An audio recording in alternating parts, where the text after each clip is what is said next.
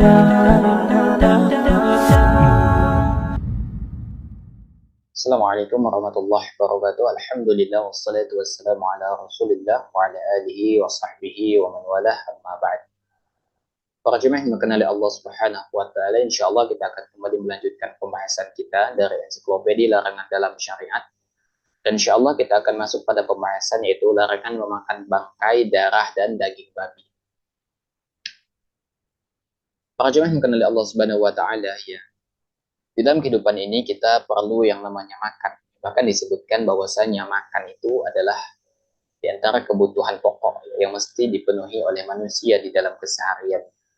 Nah, tentu dari sisi bahan, ya, ada perkara yang boleh dan tidak boleh yang harus ditaati oleh setiap muslim berkaitan dengan masalah makan, berkaitan dengan masalah minum. Jadi ada batasan bagi seorang muslim apabila dia ingin makan, ingin minum. Ya, tidak semua hal bisa dia makan, tidak semua hal bisa dia minum. Ada rambu-rambu.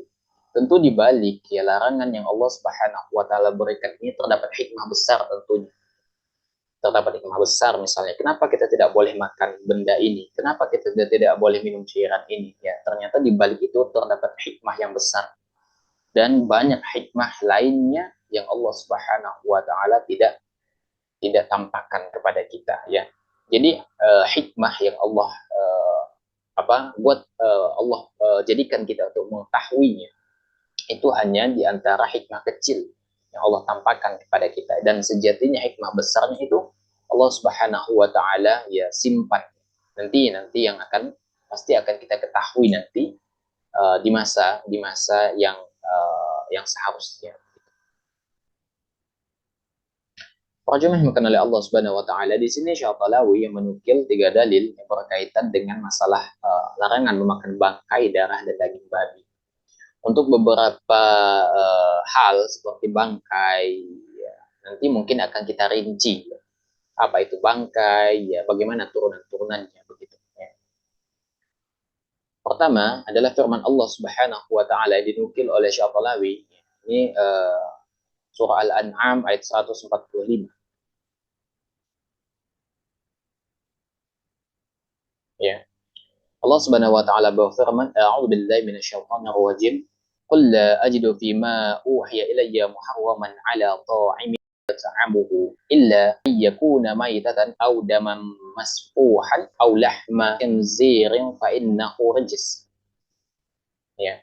Kata Allah Subhanahu wa taala, katakanlah, tiadalah aku oleh dalam wahyu yang diwahyukan kepadaku, ya, sesuatu yang diharamkan bagi orang yang hendak memakannya kecuali kalau makanan itu bangkai atau darah yang mengalir atau daging babi, ya. Karena sesungguhnya itu semua itu najis, ya, kotor. Al-An'am ayat 145.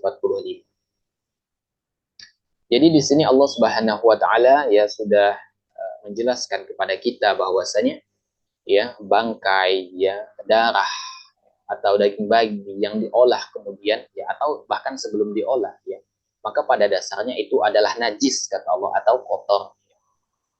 Jadi seorang muslim itu tentu tidak diperkenankan untuk mengkonsumsi sesuatu yang kotor atau najis dalam kehidupannya begitu, ya.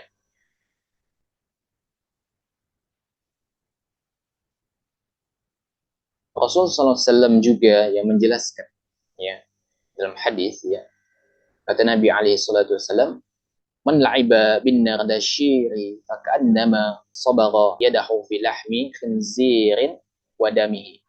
Barang siapa yang bermain dadu, maka ia seolah mencelupkan tangannya ke dalam daging dan darah babi. Ini diriwayatkan oleh Muslim. Ya. Jadi dalam hadis ini, ya, Rasul SAW menyamakan perbuatan apa? Mencelupkan tangan ke dalam darah daging dan darah babi, ya, sebagai perbuatan dosa, dan ini bisa menjadi dosa besar sebagaimana kita bermain dadu. Ya. Maka bagaimana kemudian kita memakan dagingnya, daging babi? Jadi di sini ya Nabi Alaihissalam mengatakan bahwasanya barang siapa yang bermain dadu, ya, maka seolah dia mencelupkan tangannya ke dalam daging dan darah babi. Ini akan menunjukkan bahwasanya akan keharaman ya kita bermain dadu. Karena seolah-olah ya kita mencelupkan tangan kita ke dalam daging atau darah babi. Ini hanya sekedar mencelupkan saja, menunjukkan akan ketidakbolehan, apalagi sampai pada tahap kita mengkonsumsinya gitu. Itu adalah di antara dalil yang dinukil oleh Syekh Al-Tahlawi di dalam tulisan beliau. Para jemaah yang dimuliakan oleh Allah Subhanahu wa taala. Ya. Kemudian kita akan melihat pada bangkai ya, berkaitan dengan larangan memakan bangkai. Tadi kan sudah Anda sebutkan untuk beberapa poin mungkin akan kita jelaskan begitu ya. Nah, bangkai itu jemaah sekalian ya di dalam bahasa Arab disebut dengan al-mayyitah, disebut dengan al-mayyitah ya. Jadi al-mayyitah itu adalah sesuatu yang mati tanpa disembelih. Sesuatu yang mati tanpa disembelih, maka itu bangkai. Ya. Sedangkan menurut pengertian para ahli fiqih ya, bangkai atau al-mayyitah ini adalah hewan yang mati tanpa disembelih secara syar'i. Ya. Baik dengan matinya sendiri tanpa sebab campur tangan manusia. Dan terkadang dengan sebab perbuatan manusia. Ya. Jika dilakukan tidak sesuai dengan cara penyembelihan yang diperbolehkan. Ya. Maka secara definisi ya, bangkai ini adalah misalnya yang mati tanpa disembelih. Hewan itu halal sebetulnya dikonsumsi seperti kambing, sapi, ya. Dia mati tanpa disembelih. Apakah karena tercekik atau misalnya jatuh misalnya. Maka itu termasuk bangkai yang mati dengan sendiri. Ya. Atau yang kedua adalah yang disembelih. Ya. Tapi cara penyembelihannya tidak sesuai dengan syariat Islam. Misalnya tidak membaca bismillah atau tidak membaca doa, atau sembelihan itu dilakukan oleh orang musyrik. Ya. Maka itu termasuk bangkai. Meskipun hewannya itu halal dikonsumsi, tapi cara penyembelihannya tidak sesuai, maka dia menjadi bangkai. Atau yang ketiga, ya, yang tidak menjadi halal dengan disembelih. Karena memang pada dasarnya hewan itu diharamkan ya untuk dikonsumsi. Maka meskipun disembelih dengan cara syar'i ya, maka tidak menjadikan yang haram itu menjadi halal. Meskipun yang menyembelihnya itu seorang muslim dan dilakukan sesuai dengan syariat. Ya. Jadi dengan demikian definisi bangkai itu mencakup 3 hal. Ya, hewan yang mati yang halal, hewan itu halal tapi matinya dengan cara tidak wajar, bukan dengan cara disembelih. Ya jatuh, tercekik atau disetrum misalnya, maka itu bangkai. Atau misalnya halal dikonsumsi, namun cara penyembelihannya itu tidak sesuai dengan syariat. Atau yang ketiga, ya hewan itu haram, pada dasarnya haram dikonsumsi. Namun cara penyembelihannya dilakukan muslim dan penyembelihannya sesuai dengan syariat, maka itu tidak akan mengubah status hewan itu dari haram menjadi halal karena cara penyembelihan atau orang yang menyembelihnya karena seorang muslim itu tidak akan merubah status hukumnya. Ya, para jemaah sekalian, ya, jika memang ya misalnya ada hewan ya atau binatang yang halal ya, kemudian didapati dalam keadaan sakarat misalnya, apakah karena ayam misalnya ya ditabrak misalnya, ternyata masih menggelepar begitu, atau misalnya sapi yang masih kejang-kejang begitu, dan sempat disembelih, maka dia menjadi halal ya, dia menjadi halal karena kata Allah Subhanahu wa taala apa? Illa ma dzakaitum, ya. Kecuali yang sempat kita menyembelihnya begitu. Jadi kalau hewan itu ya sudah sakarat misalnya, menggelepar atau kejang-kejang begitu dan sempat disembelih, maka ketika disembelih maka dia halal. Tapi ketika tidak sempat disembelih, maka dia berubah menjadi menjadi bangkai. Dan termasuk juga bangkai adalah anggota tubuh hewan yang terpotong dari hewan yang masih hidup. Ya. Maka dia juga dikategorikan sebagai bangkai. Ya. Sebagaimana hadis Nabi alaihi salatu wassalam, ya, apa kata Nabi alaihi salatu wassalam, ya, ma quti'a min bahimati wa hiya hayyatun wa ma quti'a minha fa huwa maitatun. Semua yang dipotong dari hewan dalam keadaan yang masih hidup, maka dia adalah bangkai begitu. Jadi hukumnya dihukumi sama dengan hukum bangkai. Ya misalnya tiba-tiba ada sapi misalnya ya, tiba-tiba kakinya itu terputus. Maka kakinya yang terputus itu terhitung bangkai. Itu terhitung bangkai. Sehingga tidak boleh untuk dikonsumsi. Atau misalnya antum eh, tidak ada lauk misalnya ya, tidak ada lauk, tiba-tiba antum punya kambing, kemudian antum ambil sebagian dagingnya begitu ya untuk jadikan lauk, sedangkan caranya itu bukan dengan cara disembelih, hanya saja antum ambil misalnya daging pahanya, kambing masih hidup jadi ambil pahanya atau dipotong bagian dagingnya dimasak, bukan dengan cara disembelih, maka itu bangkai ya, sesuai dengan yang dimaksud dengan hadis ini.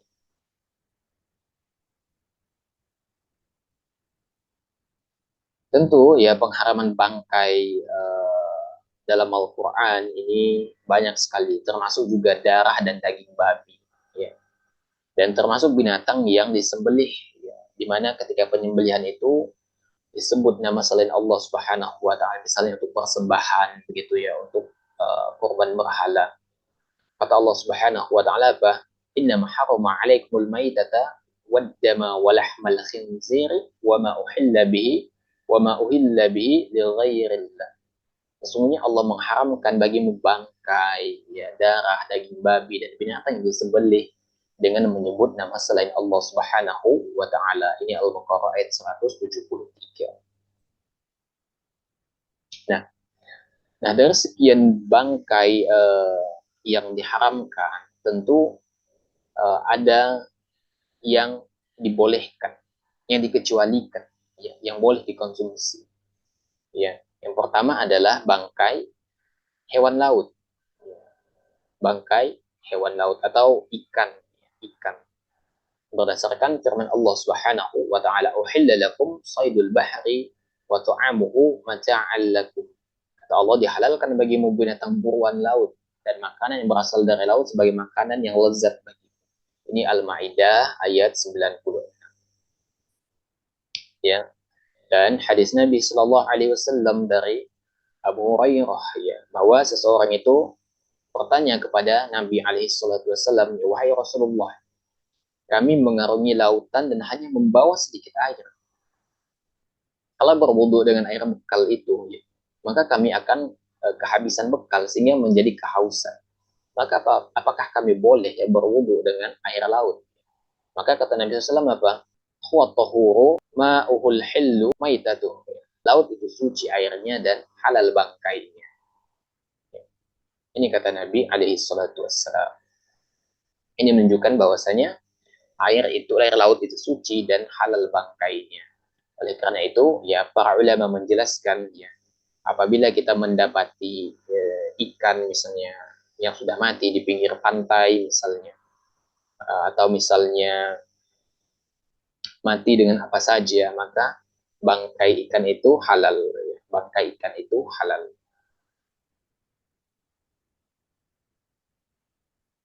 Kemudian selain bangkai ikan yang dihalalkan, ya, kemudian kita juga dibolehkan untuk mengkonsumsi bangkai belalang, ya. Bangkai belalang. Kata Nabi alaihi wasallam apa? Kata Nabi, ya, wahillat lakum maitatani, ya, bahwa dihalalkan bagi kalian dua bangkai. Ya, di antaranya adalah apa? Di antaranya adalah ikan dan belalang. Ya. Oleh karena itu, ya para ulama sepakat bahwasanya kita boleh ya mengkonsumsi atau makan belalang. Ya. Jadi untuk bangkai, ya, ya terdapat pengecualian yang boleh dikonsumsi, yaitu bangkai ikan dan bangkai belalang. Ya. Boleh dikonsumsi tanpa disembelih. Dan adapun kalau kita temukan sudah dalam kondisi mati, maka kita juga tetap boleh memanfaatkannya untuk dikonsumsi. Para jemaah yang oleh Allah Subhanahu wa taala, ya, para ulama juga ya menjelaskan berkaitan dengan hukum jual beli bangkai, ya. Jadi hukum jual beli bangkai, misalnya bangkai bangkai sapi diperjualbelikan, ya maka hal itu termasuk jual beli yang diharamkan. Termasuk misalnya jual beli uh, jasad jenazah, baik yang muslim atau kafir, kecuali bangkai ikan dan belalang. Ya. Jadi misalnya sapi, misalnya halal diperjualbelikan selama dalam kondisi hidup, tapi kalau sudah jadi bangkai, ya itu tidak boleh. Ya. Nah, kecuali bangkai ikan dan belalang, begitu. Ya. Wajib yang oleh Allah Subhanahu wa taala, ya, sebagian ulama menyampaikan beberapa hikmah yang berkaitan kenapa kita dilarang mengkonsumsi bangkai. Ya, tentu hikmah ini hanya sebagian kecil saja sebetulnya. Dan hikmah terbesarnya itu ada di sisi Allah Subhanahu wa taala, ya. Karena para ulama menjelaskan ya, bahwa bangkai yang mati itu adalah sesuatu yang kotor. Sehingga kalau anak pribadi pun ya, kalau disuruh untuk makan bangkai sapi, misalnya bangkai kambing, meskipun dimasak, ada perasaan jijik karena tabiat manusia menganggapnya itu kotor begitu. Ya. Kemudian di sisi lain, ya, hewan yang mati, ya, karena tidak disembelih, ya, ada potensi di sana ada virus, ya, ada bakteri dan lain sebagainya. Ya. Dan seperti yang kita ketahui bahwasanya bakteri atau mikroba itu akan mudah berkembang di bangkai, kecuali yang disembelih yang darahnya keluar mengucur begitu, itu mikroba sulit berkembang. Tapi kalau bangkai, yaitu mikroba akan mudah berkembang, sehingga kalau dikonsumsi justru akan membahayakan kesehatan kesehatan manusia dari sisi medis begitu, ya. Jadi itu adalah di antara hikmah yang dijelaskan oleh para ulama kenapa kita dilarang mengkonsumsi bangkai. Selain dilarang oleh Allah Subhanahu wa taala, secara duniawi pun ada hikmahnya, itu berkaitan dengan masalah masalah kesehatan kita. Ya. Para jemaah sekalian, kemudian Allah Subhanahu wa taala melarang kita untuk mengkonsumsi darah, ya. Mengkonsumsi darah. Biasanya darah dari hewan itu kemudian dimasak, ya, dikukus, ya, sehingga menjadi beku. Biasanya di beberapa daerah itu biasanya dijadikan sebagai apa namanya, campuran masakan, sebagai pelengkap atau penyedap masakan begitu, darah, ya, marus begitu. Dibuat, ya, kalau Anda melihat dari foto seperti agar-agar begitu, ya, sekilas seperti agar-agar darah itu dimasak sedemikian rupa sehingga seolah menjadi daging gitu, ya, dan digunakan sebagai pelengkap masakan atau memang menjadi bahan untuk masakan. Kata Allah Subhanahu wa taala apa? Hurimat alaikumul maitatu waddamu. Ya, Allah mengharamkan, melarang kita untuk memakan bangkai dan darah, ya. Jadi dalam ayat ini sudah jelas sebetulnya hukum, ya, darah, ya. Baik darah dalam kondisi mentah atau dalam kondisi masak yang sudah menjadi marus begitu. Apakah itu dengan cara direbus, ya, dengan cara digoreng atau dengan cara dibakar begitu. Itu tidak akan mengubah status hukum hukum haramnya begitu. Kemudian larang memakan babi, ya, Anda rasa ini tidak perlu panjang lebar, ya, karena kita sudah mengetahui bahwasanya dari sejak kecil bahwasanya jangankan menyentuh, ya, kita tidak berani, apalagi kalau sampai mengkonsumsinya begitu, ya. Jadi yang diharamkan dari babi itu disebutkan oleh Siddiq Hasan Khan rahimahullah taala bahwa yang diharamkan dari babi ini adalah seluruh bagian dari babi, ya. Dari seluruh bagian dari babi termasuk kotoran babi, ya, kotoran, ya. Sedangkan di dalam banyak dalil kita dilarang mengkonsumsi dagingnya karena memang pada dasarnya yang biasa dimakan adalah dagingnya. Begitu. Itu dijelaskan oleh beliau, ya.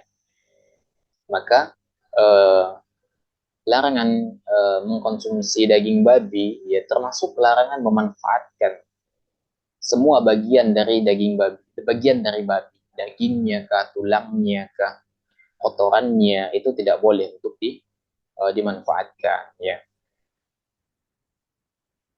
para jemaah sekalian, ya terakhir untuk pembahasan ini Anda tutup dengan firman Allah Subhanahu wa taala, ya.